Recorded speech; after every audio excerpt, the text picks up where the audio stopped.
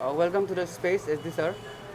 सो sir, आपका नज़र में अभी राइजिंग क्राइम जो ईटानगर कैपिटल रीजन में हो रहा है, जो एवरी नाउ एंड देन हम लोग को सुनने में मिल रहा है कि यहाँ पे लाश मिला है, वहाँ पे अननोन आदमी का लाश मिला है, वहाँ पे किसी का मर्डर हो रहा है।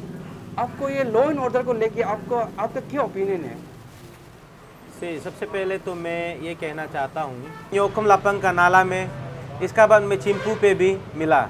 तो पुलिस स्टेशन भी खोला, मोप्तू में खोला, पापू नाला में खोला, चिंपू में खोला।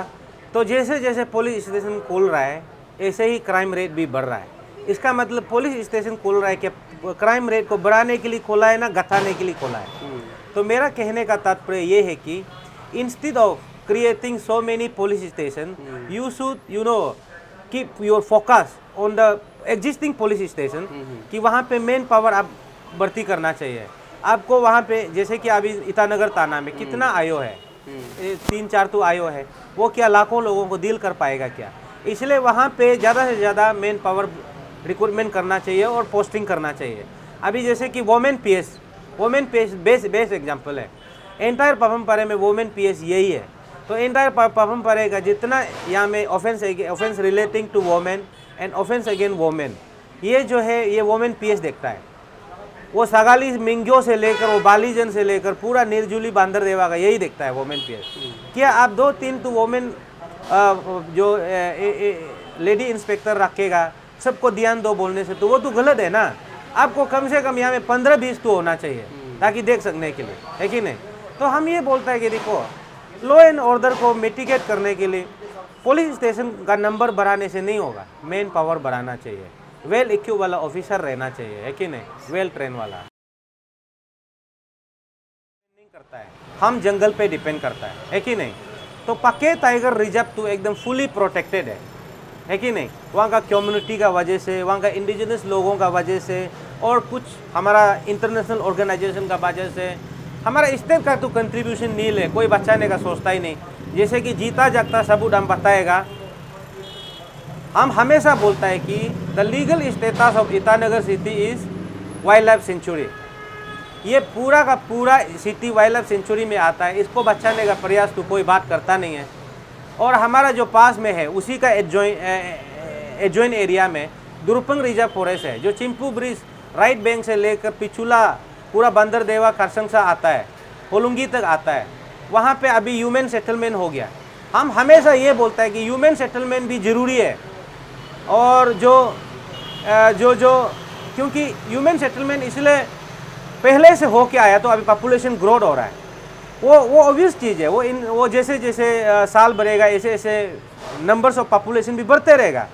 लेकिन मेरा कहने का मतलब ये है कि ईटानगर में अभी सोर्स ऑफ वाटर क्या है? ये जो सामने वाला जो दरिया पहाड़ है, सिंकी नदी का सोर्स वो है। तो सिंकी नदी में हम लोग लाखों लोग डिपेंड करता है। पोमा है, पोमा से हम लोग पानी लेता है, वहाँ डिपेंडेंट है हम लोग। तो इसलिए वहाँ का फॉरेस्ट को, जंगल को बचाना हम लोग का फर्ज बनता है ना। हम सीधा सीधा बोलता है, I am not from the technical background, I am a mayor environmental activist, but I can sure that कि आफ्टर 20 ईयर्स और 15 years the water will be run out in our city.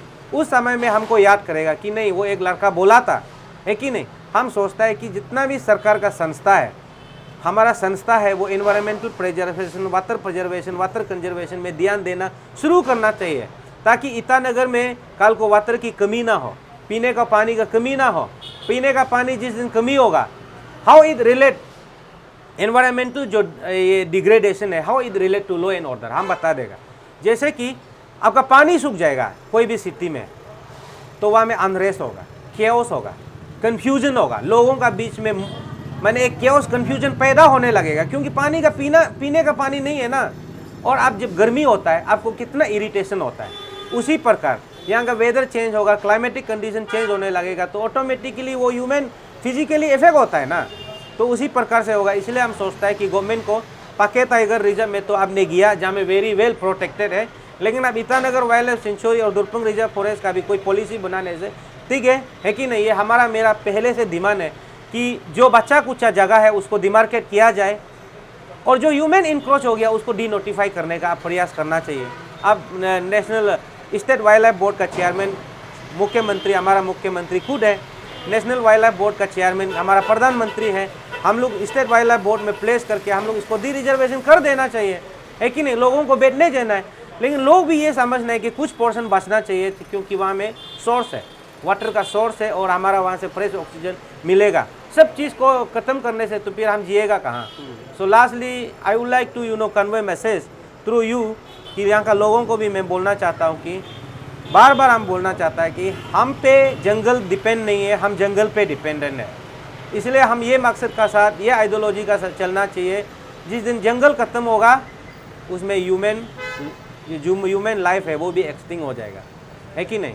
तो ज़िंदा रहने के लिए हम लोग कार्य करना चाहिए, मिल के एक कदम आगे सब लोग बढ़ाना चाहिए। Thank you very much.